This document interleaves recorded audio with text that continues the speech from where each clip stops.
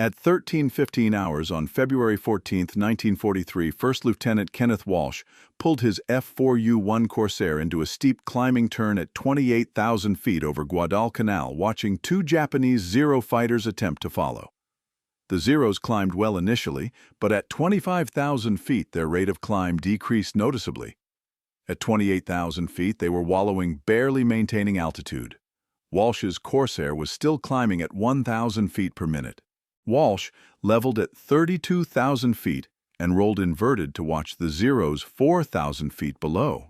They were turning back, unable to climb higher. This was the advantage the Corsair gave Marine pilots: altitude superiority. The 2,000 horsepower Pratt & Whitney RR2800 engine, driving a massive 13-foot propeller, could haul the Corsair to altitudes where Japanese fighters gasped for air. And from that altitude, Marine pilots could dive on any enemy aircraft at speeds exceeding 400 miles per hour. Walsh rolled upright and pushed into a 60-degree dive. Airspeed built rapidly, 300 miles per hour, 350, 400, 425. The Corsair remained rock solid despite the speed. The distinctive inverted gull wing stayed straight. The engine roar mixed with the whistle of air rushing through the oil cooler intake, creating the sound Japanese soldiers called whistling death. At 20,000 feet, Walsh pulled out behind the nearest Zero close to 200 yards and fired a 2-second burst from 6 50 caliber machine guns. The Zero disintegrated. Pieces flew off in all directions as 140 rounds tore through the light structure. The second Zero attempted to turn, but Walsh stayed above him, maintaining energy advantage, waiting for the right moment. When the Zero slowed in the turn, Walsh dove again, fired another burst, and destroyed the second fighter. 2 kills in 3 minutes. 0 damage to his aircraft. This was how Marine Corsair pilots fought in early 1943, and this was why Japanese pilots learned to fear the bent-wing fighter that could outrun, outclimb, and outdive anything they flew. But 6 months earlier, the Navy had rejected the Corsair as unsuitable for carrier operations. The aircraft that would become the most successful American fighter of World War II with an 11-1 kill ratio almost never saw combat because it couldn't land on carriers safely. The story of how the Corsair went from carrier reject to Marine legend began with a designer who believed that more power solved every problem. Rex Beisel joined Chance Vought Aircraft in 1934 as chief engineer. His assignment was designing a new carrier fighter to replace the F-3F biplane. The Navy specification called for maximum speed of 350 miles per hour, unprecedented for carrier fighters. Beisel concluded that achieving 350 miles per hour required the most powerful engine available and the most efficient airframe possible. The engine was the Pratt & Whitney XR2800 Double Wasp, an 18-cylinder 2-row radial producing 1,850 horsepower at takeoff. No American fighter had ever used an engine this powerful. The challenge was installing it efficiently. The R2800 was 52.8 inches in diameter, requiring a large cowling that created substantial drag. Worse, the engine's power required a 13-foot 4-inch diameter propeller for efficiency, the largest propeller ever fitted to a single-engine fighter. The propeller created a design problem. To maintain ground clearance with a 13-foot propeller, the landing gear would have to be impossibly tall, creating weight and structural problems. Beisel's solution was brilliant design: an inverted gull wing that bent downward near the fuselage, then extended outward at a shallower angle. This configuration allowed the landing gear to be shorter while maintaining propeller clearance.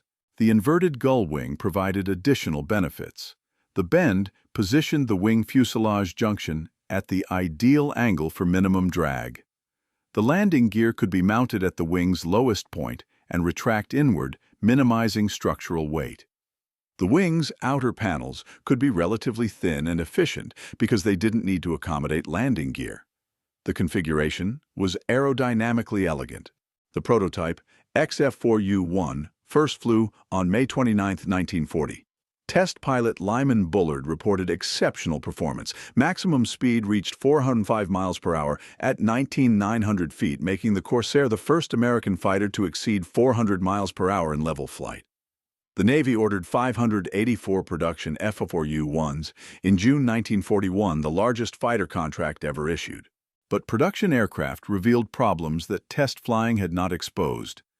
The long nose blocked forward visibility during landing approach. Pilots could not see the carrier deck during the critical final seconds before touchdown. The stiff landing gear bounced on hard landings, causing the aircraft to skip over arresting wires. The powerful engine torque made the aircraft difficult to control during slow-speed approaches. And the stall characteristics were vicious, with a sudden wing drop that could roll the aircraft inverted if it occurred near the ground. These problems made carrier qualification nearly impossible. In 1942, Navy pilots attempting carrier landings experienced a 25% accident rate. Aircraft bounced over arrestor cables and crashed into barriers.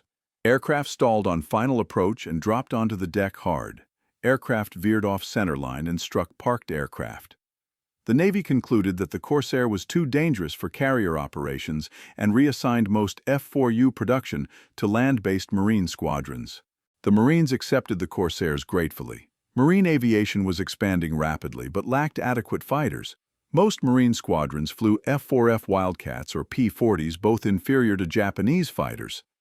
The Corsair offered massive performance advantages: 100 miles per hour faster than the Zero, better climb rate, better dive speed, heavier armament, and superior high-altitude performance.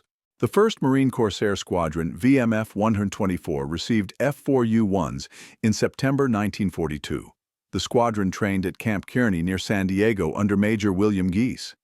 Training emphasized the Corsair's strengths: speed, climb, dive, and firepower. Marine pilots learned never to dogfight with Zeros, to use speed and altitude to dictate engagement terms, and to attack only when holding advantage.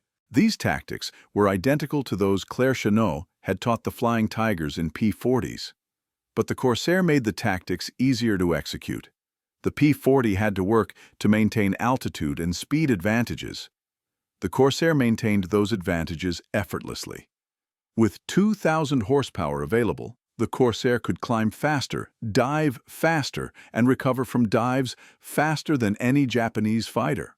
VMF 124 deployed to Guadalcanal on February 12, 1943. The squadron's 24 Corsairs flew from Henderson Field, the muddy airstrip that Marine and Navy pilots had defended since August 1942. Japanese forces still held northern Guadalcanal and attacked daily with bombers escorted by Zeros from Rabaul, 560 miles northwest. The air battle for Guadalcanal was entering its final phase, and the Corsairs arrived at the critical moment. On February 14, 1943, VMF 124 flew its first combat mission, intercepting a Japanese raid on Allied shipping near Guadalcanal. 12 Corsairs scrambled when radar detected the incoming raid. They climbed to 30,000 feet and positioned between the sun and the approaching Japanese formation. When the Japanese bombers and escorts appeared at 24,000 feet, the Corsairs dove. The engagement lasted 20 minutes. Marine pilots destroyed 7 Japanese aircraft, confirmed with several more probables. VMF 124 lost no aircraft. The kill ratio was infinite because the Corsairs suffered no losses. Japanese pilots reported being attacked by a new American fighter that was faster, climbed better, and could not be caught. They warned that the new fighter should be avoided unless pilots held significant advantage. Over the next month, VMF 124 flew daily missions against Japanese air raids and conducted fighter sweeps over Japanese positions. The squadron's kill claims mounted 20 aircraft in February 30 and March 45 in April. Loss rates remained low: 2 Corsairs lost to ground fire, 1 to mid-air collision, none to air combat. The Corsair was proving itself the dominant fighter in the South Pacific. Other Marine squadrons received Corsairs through spring and summer 1943. VMF 121, VMF 122, VMF 213, VMF 214, and VMF 215 all converted to F4U-1s and deployed to forward bases. Each squadron reported similar results: high kill ratios, low losses, and Japanese reluctance to engage. By mid-1943, Japanese pilots were under orders to avoid combat with Corsairs unless holding significant numerical or positional advantage. The Corsairs' performance advantages were overwhelming. Maximum speed of 417 miles per hour at 19,900 feet was 50 miles per hour faster than the Zero. Rate of climb was 2,390 feet per minute at sea level, 50% better than the Zero. Service ceiling was 36,900 feet, 3,000 feet higher than the Zero. Range was 1,015 miles, comparable to the Zero despite the Corsair being much heavier. Armament consisted of 650 caliber Browning M2 machine guns, 3 in each wing, with 400 rounds per gun. Total ammunition load was 2,400 rounds. Rate of fire was approximately 800 rounds per minute per gun, giving a combined firepower of 75 pounds per second. A 2-second burst delivered 150 pounds of projectiles, enough to destroy any aircraft. The Corsair could carry 8 5-inch rockets or 2 1,000-pound bombs for ground attack missions. The aircraft's size was impressive. Length was 33 feet 4 inches. Wingspan was 41 feet. Height was 15 feet 1 inch. Empty weight was 8,982 pounds. Maximum loaded weight was 14,000 pounds. The Corsair was substantially larger and heavier than fighters it replaced, but the massive engine made the weight penalty irrelevant. Power-to-weight ratio was superior to almost any contemporary fighter. The cockpit provided adequate visibility forward and to sides, but poor visibility over the nose during landing approach. The instrument panel contained standard flight instruments, plus engine gauges, fuel gauges, and radio equipment. The gun sight was a reflector type, projecting a reticle onto a glass plate in the pilot's line of sight. The stick and rudder pedals were conventional. The throttle quadrant included mixture control, propeller pitch control, and supercharger control. Flying characteristics were excellent at high speed but tricky at low speed. The powerful engine and large propeller created substantial torque that required constant right rudder input. During takeoff, pilots had to apply full right rudder to counteract left turning tendency.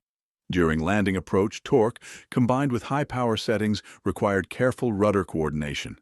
New pilots often lost directional control during their first few landings. The stall characteristics were the Corsair's most dangerous feature. The aircraft stalled suddenly with little warning. The left wing typically dropped first, due to torque effects causing a sharp roll.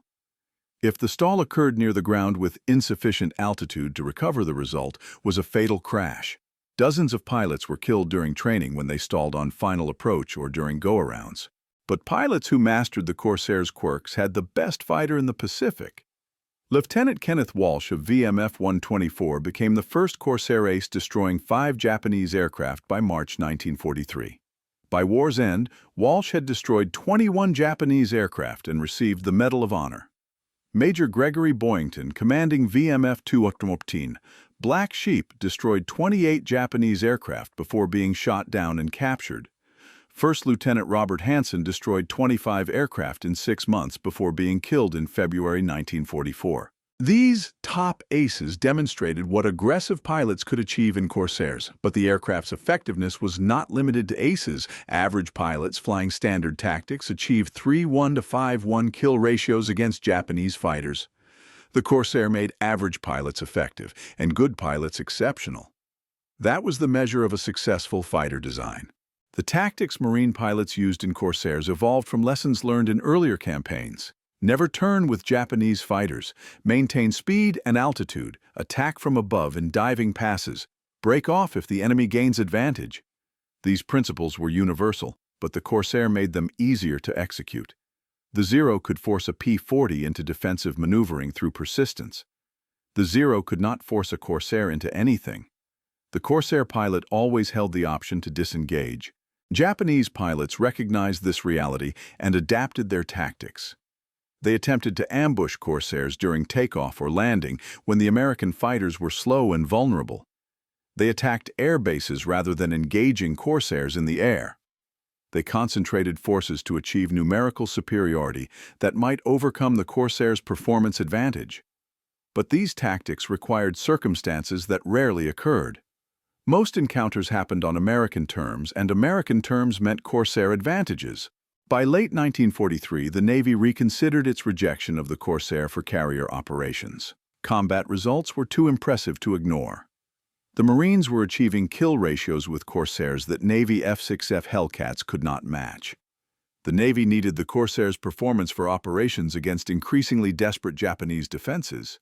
The solution was modifications addressing the carrier landing problems. The seat was raised 7 inches to improve forward visibility. The tail was lowered by adding a small spoiler on the leading edge of the starboard wing to counteract left wing stall tendency.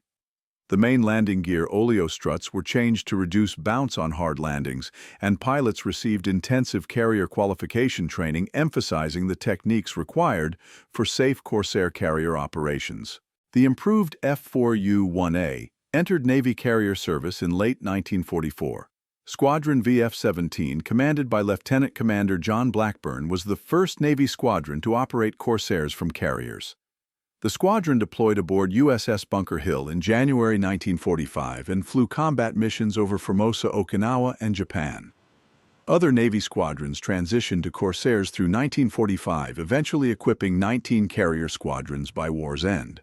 But the Marines remained the primary Corsair operators throughout the war. Marine squadrons flew Corsairs from forward bases supporting island invasions from Tarawa through Okinawa.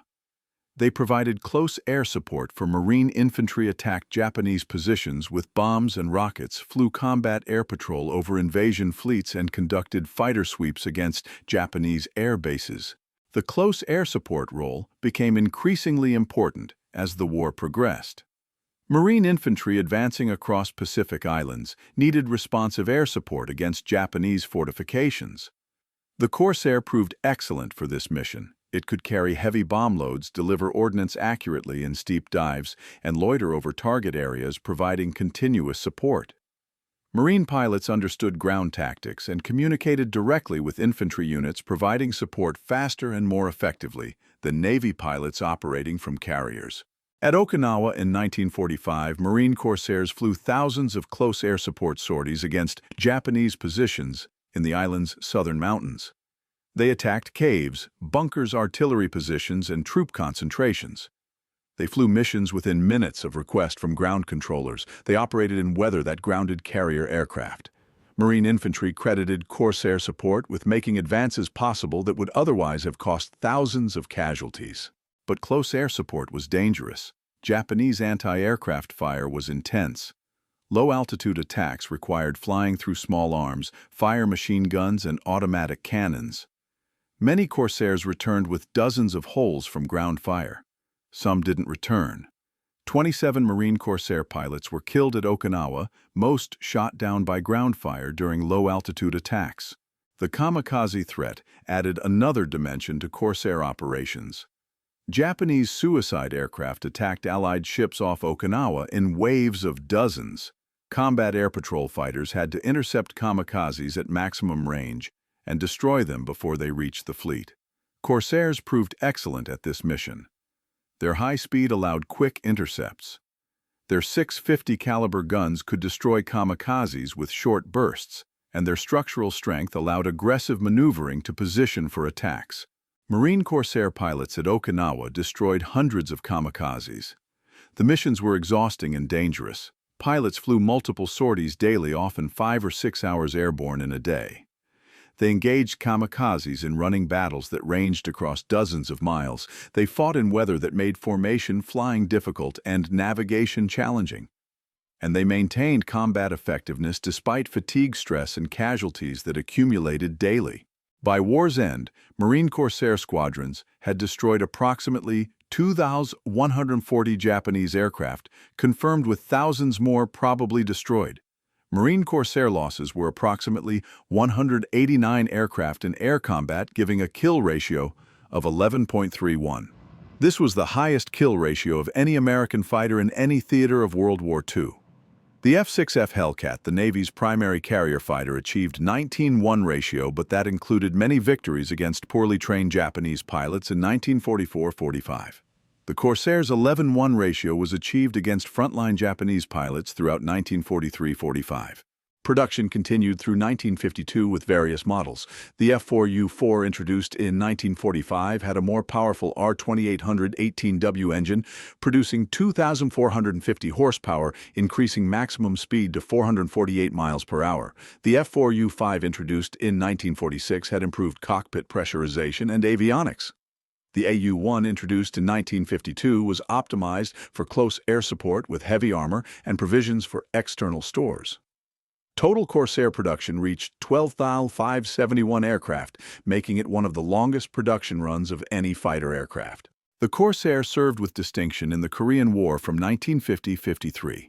Marine and Navy squadrons flew Corsairs from carriers and land bases primarily in close air support roles. The aircraft's ability to carry heavy bomb loads and absorb battle damage made it ideal for attacking North Korean and Chinese forces. Corsairs dropped over 70% of all napalm used in Korea and flew more close air support sorties than any other aircraft type. Several foreign air forces operated Corsairs during and after World War II. The Royal Navy received two Zo-12 Corsairs under Lend-Lease and operated them from carriers in the Pacific. The French Navy flew Corsairs in Indochina in the 1950s. The Honduran Air Force operated Corsairs until 1979, making them the last military Corsairs in service 39 years after the type's first flight. Today, approximately 30 airworthy Corsairs remain.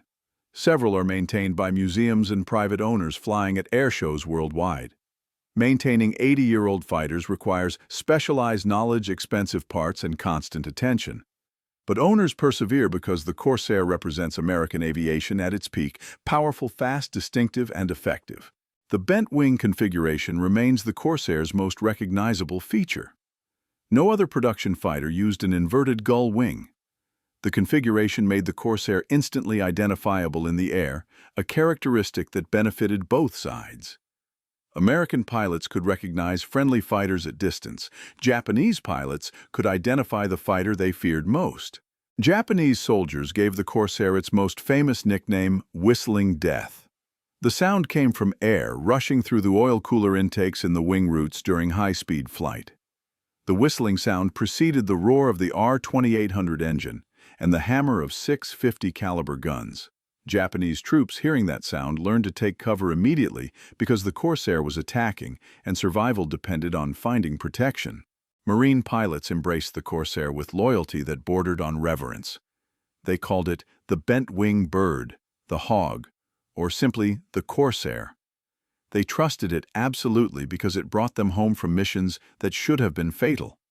They loved its power, its speed, its ability to dominate any engagement. They forgave its quirks because the advantages outweighed the difficulties. That loyalty extended decades after the war. Corsair pilots formed associations, attended reunions, and kept the aircraft's memory alive. They told stories about missions over Guadalcanal, Rabaul, Bougainville, and Okinawa. They remembered wingmen who didn't return. They honored ground crews who kept the aircraft flying despite primitive conditions and parts shortages. And they insisted that the Corsair was the best fighter of World War II, a claim backed by combat records that remain unmatched. The debate over best fighter is ultimately subjective. The P-51 Mustang escorted bombers to Berlin. The P-47 Thunderbolt dominated European skies. The F-6F Hellcat won the carrier war in the Pacific. Each aircraft excelled at its primary mission. But the Corsair's 11-1 kill ratio against Japanese opponents throughout the war achieved, while flying from primitive airstrips in combat conditions, suggests that when pure fighter versus fighter capability is measured, the Corsair was supreme. The aircraft's longevity also argues for its excellence. Most World War II fighters were obsolete by 1946. The Corsair remained in frontline service through 1953 and continued in reserve and foreign service into the 1960s. No other piston-engine fighter achieved such longevity. The Corsair's combination of speed, climb, range, firepower, and structural strength made it relevant long after contemporary designs were scrapped. On that afternoon of February 14, 1943, when Kenneth Walsh destroyed 2 Zeros over Guadalcanal, when he demonstrated that the Corsair could outclimb, outdive, and outfight any Japanese aircraft, he was proving what Marine pilots would prove repeatedly over the next 30 months. The Corsair was not just another fighter. It was the fighter that changed the balance of power in the Pacific, that gave American pilots overwhelming advantage that made Japanese air superiority impossible. The aircraft that the Navy rejected as unsuitable for carrier operations became the most successful American fighter of World War II. The fighter with difficult landing characteristics became the aircraft that Marine pilots trusted absolutely. The bent wing design that looked awkward on the ground became beautiful in the air, where the inverted gull wing gave the Corsair its distinctive silhouette. That is the Corsair's story. Not perfect but powerful. Not easy to fly but devastating when flown well. Not the Navy's first choice but the Marines' favorite, a fighter that succeeded despite early rejection that proved skeptics wrong, through combat results that became legendary because it performed when performance mattered most. The whistling sound of air through the wing roots, the roar of 2,000 horsepower at full throttle, the hammer of 650 caliber guns firing simultaneously, these sounds defined the Corsair's presence. Japanese soldiers heard those sounds and knew death was diving toward them at 400 miles per hour. American Marines heard those sounds and knew their air support had arrived. That was the Corsair. That was whistling death. That was the fighter that fought for the Marines and proved itself the best.